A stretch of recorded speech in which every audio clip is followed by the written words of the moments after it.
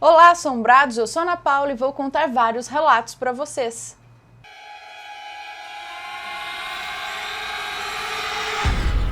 Histórias assombradas. A outra eu. A moça que nos conta esse relato se chama Kátia. Nomes fictícios, ok? Ela tem 44 anos hoje, mas sempre viveu com a certeza que existe uma outra dela. Ela é da cidade de Serra, que faz parte ali da Grande Vitória, do estado do Espírito Santo. E ela conta que teve seu primeiro emprego aos 14 anos de idade, que naquela época não era menor aprendiz, não, era emprego pra valer, emprego de verdade. E foi nessa época que ela começou a ser chamada de Márcia. Como assim, Márcia? E isso virou uma coisa corriqueira na vida dela. Era oi, Márcia, pra cá, como vai, Márcia, pra lá, abraços apertados de saudade da Márcia.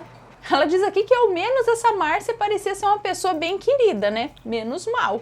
E isso continuou até ela se mudar de estado, né? Aos 37 anos. Então foi tipo dos 14 aos 37 anos sendo confundida com uma tal de Márcia. E com 37 ela se mudou para São Paulo, hoje ela mora no estado de São Paulo. Ela ficava muito curiosa, diz que muitas vezes tinha vontade de encontrar com essa outra dela, né? Essa outra ela. Mas lá no fundo, ela achava que era exagero das pessoas, né? Que não podia existir alguém assim tão igual a outra pessoa. Mas era engano dela. Certo dia, o irmão dela, da moça que nos conta esse relato, estava na rodoviária de Salvador esperando um ônibus para vir para o Espírito Santo. E aí, ele ficou furioso e preocupado ao mesmo tempo porque ele se deparou com a irmã dele lá, ou seja, com a moça que nos conta esse relato, com a suposta ela, né? Então ele foi atrás da moça, quando alcançou ela, puxou pelo braço e já foi interrogando. O que você está fazendo aqui? A mãe sabe que você está aqui? Isso aconteceu em 1990. Ou seja, ela tinha 16 anos na época. Por isso o susto dele. Ela era muito novinha para o que ela estava fazendo lá em Salvador, né? Só que o susto maior foi da moça. Ele segurou no braço dela falando isso e a moça começou a gritar, a pedir por socorro. Aí um policial apareceu para mediar a conversa, saber o que estava acontecendo, e essa moça apresentou o RG dela para provar que ela não era irmã daquele cara. E pasmem, era a tal Márcia que estava voltando para Vitória. E como essa moça ficou muito assustada com a atitude do irmão, né, dela, da moça que nos conta o relato, a Kátia, a passagem dele foi trocada para que eles não viajassem no mesmo ônibus para evitar constrangimentos. E o irmão dela, quando chegou em casa, já foi logo procurando por ela, porque diz que no fundo, eu acho que ele ainda tinha dúvidas se não era ela mesma lá, não. E ela diz aqui que enquanto ela era confundida por estranhos, vá lá, mas o irmão dela confundir desse jeito, ele disse que era igualzinho. Não era só igual, ele falou que não era como se fossem gêmeas, né? Era como se fosse um espelho, porque era, além da fisionomia ser igual, o jeito era igual, era o mesmo jeito, a voz era igual, o cabelo, o jeito de andar e o modo de falar não era parecido, era igual. Bom, vida que segue. E vez ou outra alguém a confundia com a tal da Márcia, nada assim muito extremo nas proporções que aconteceu com o irmão dela lá na rodoviária, mas ainda assim a chamavam de Márcia. E ela diz que o engraçado é que com ela eram sempre pessoas do passado dessa Márcia, da época da escola, do antigo emprego. Anos se passaram e em 2008, numa noite, uma prima dela, sabe aquela prima que tá junto quase todo dia? Essa prima ligou para ela umas 11 horas da noite no telefone fixo, perguntando se ela estava em casa. E ela respondeu que não, que aquela era uma gravação que ela deixou especialmente para a prima dela. É óbvio que ela estava em casa, né? Pô, ligou no fixo e ela atendeu, ela só pode estar em casa. Mas ela disse que é assim, perde o amigo, mas não perde a piada. Mas aí a prima dela, muito brava, falou para ela deixar de gracinha. E ela percebeu que a prima estava realmente meio nervosa e perguntou o que aconteceu. E a prima contou, muito assustada, que ela estava num barzinho na praia, que fica próximo até a casa delas. E que ela estava lá olhando para Kátia, para a moça que nos conta esse relato. Só que ela achava muito estranho que a Kátia estivesse lá e nem olhasse para o lado da prima. E diz que ela acenava, fazia assim com a mão por dizer: ei, né, Kátia, eu tô aqui, né? Só que a Kátia a ignorava, nem tchum pra ela. Ela falou: ai. E nisso que a prima dela estava no telefone com ela às 11 da noite, era em tempo real. Ela estava vendo, ela falou: estou aqui olhando para você aqui no bar, entendeu? Era em tempo real. Então a Kátia, ou seja, a moça que nos conta esse relato, falou para ela: vai até essa moça, faz um favor para mim, vai até essa moça, explica a situação para ela, fala o que acontece, pega o telefone dela para me passar e passa o meu número para ela. Só que não deu tempo. Porque a moça, nesse momento, a moça subiu numa moto e saiu pilotando a moto. E ela, a Kátia, diz que nunca pilotou moto. No dia seguinte, essa prima dela foi até a casa dela, toda assustada, dizendo que, assim como o irmão dela disse, que aquela moça não era parecida com a Kátia, ela era igual. E essa foi a última vez que ela ouviu falar dessa outra ela. Porém, uma coisa estranha acontece até hoje, ela diz, que toda vez que alguém erra ou confunde o nome dela, seja um amigo, familiar, conhecido ou até alguém estranho, é de Márcia que eles a chamam. E isso desde que ela era criança. E ela pergunta aqui, seria isso uma simples coincidência ou não? Ela confessa que ter o nome dela sempre trocado por Márcia é uma coisa que a intriga.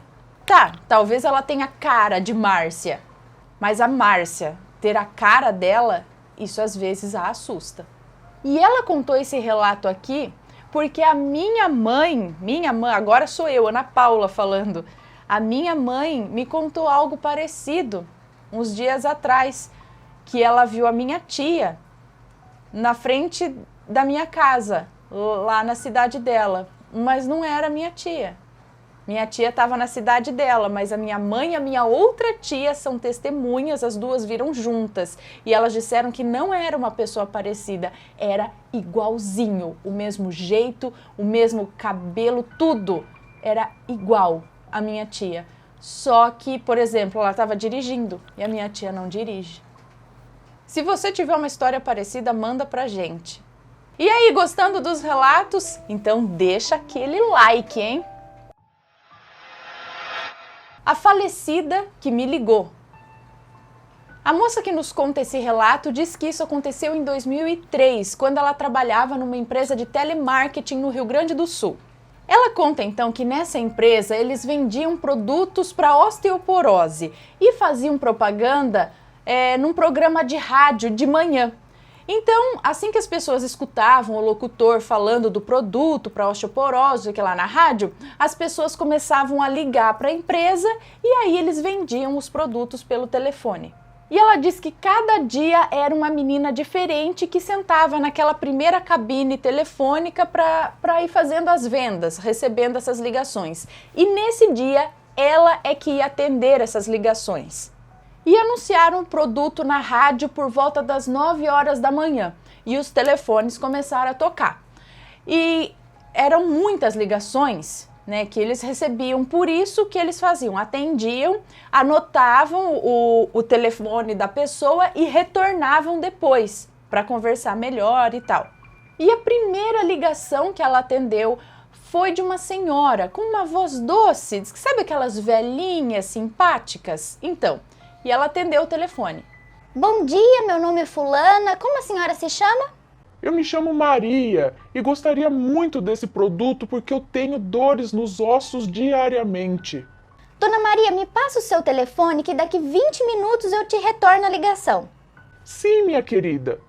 E a senhora passou o telefone para ela. Aí passou-se os 20 minutos, mais ou menos, e ela retornou a ligação para aquela senhora. Só que quem atendeu foi uma mulher com uma voz mais jovem, assim, mais aguda, e ela perguntou com quem que estava falando. É Ciclana, com quem você gostaria de falar? É com a dona Maria. Ela me ligou agora há pouco para encomendar um produto para osteoporose. Nossa, diz que essa mulher a xingou, a esculachou, falou um monte para ela no telefone. Disse que brincadeira é essa? Como que ela podia estar fazendo uma coisa dessas? E a moça que nos conta esse relato sem entender nada do outro lado da linha. Foi quando a Ciclana lá disse: A minha mãe é morta há 4 anos. E aí ela conta que ficou muda no telefone, pediu desculpas, mas ela disse que ela recebeu uma ligação daquele número de telefone e ainda perguntou para a tal da Ciclana se tinha mais alguém na casa que poderia ter feito essa brincadeira ou sei lá o que, ter ligado. E a mulher mais calma disse que não tinha ninguém na casa, somente ela. Então a moça que nos conta esse relato explicou para a mulher do outro lado do telefone que esse era um produto que anunciavam na rádio AM do locutor Limberto. E aí as pessoas ligavam para a empresa para comprar esse produto. E aí ela disse que recebeu a ligação da mãe dela. E aí a moça começou a chorar do outro lado do telefone e disse que a mãe dela adorava ouvir esse programa da rádio e que a mãe morreu de câncer nos ossos. Ela então ficou calada, aí pediu desculpas mais uma vez e desligou o telefone. Aguenta aí, pessoal, só um pouquinho, deixa eu mostrar a camiseta Relatos. Olha, camiseta baseada aqui nos relatos, brilha no escuro, muito bonita. E se você comprar essa camiseta, você leva junto a foto. Uma foto minha, autografada. Olha que coisa mais maravilhosa. Então entra lá, dá uma fuçadinha na loja assombrada, tá? Que tem essa e muitas outras camisetas para você escolher. A mão que me atormentava. A moça que nos conta esse relato é de Serquilho, interior de São Paulo. Hoje ela tem 36 anos, mas quando ela tinha 7 anos de idade, ela conta que se mudou para uma casa no sítio junto com a família dela. E ela conta que desde a primeira noite em que ela foi dormir nesse sítio, uma coisa a incomodava. Ela conta que dormia sozinha em um quarto e dormia virada para a parede. E ela sentia toda madrugada como se fosse alguém ou alguma coisa cutucando as costas dela. Mas ela, na inocência dela, achava que era um besouro, sei lá, alguma coisa, algum bichinho que ficava batendo nas costas dela e nem ligava. Só que isso aconteceu por vários dias, todas as noites aquelas cutucadas nas costas. Só que um dia ela tomou um susto, porque aquela coisa, além de cutucar as costas dela, agora resolveu dar um tapa no chão. Sabe? Ela escutou um barulho, como se fosse um tapão no chão. E aí no susto ela se virou para ver o que era aquilo e se deparou com uma mão branca se arrastando no chão e sumiu nos pés da cama. Ela se cobriu ali aos prantos de medo e os pais dela acordaram com o susto dela e foram até o quarto ver o que estava acontecendo. E ela contou tudo o que ela tinha passado e eles não deixaram mais ela dormir sozinha naquele quarto.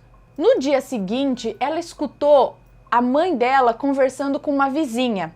E essa vizinha contou para a mãe que naquela casa havia sido enterrado um bebê recém-nascido, enterrado no chão daquele quarto, sem ser batizado.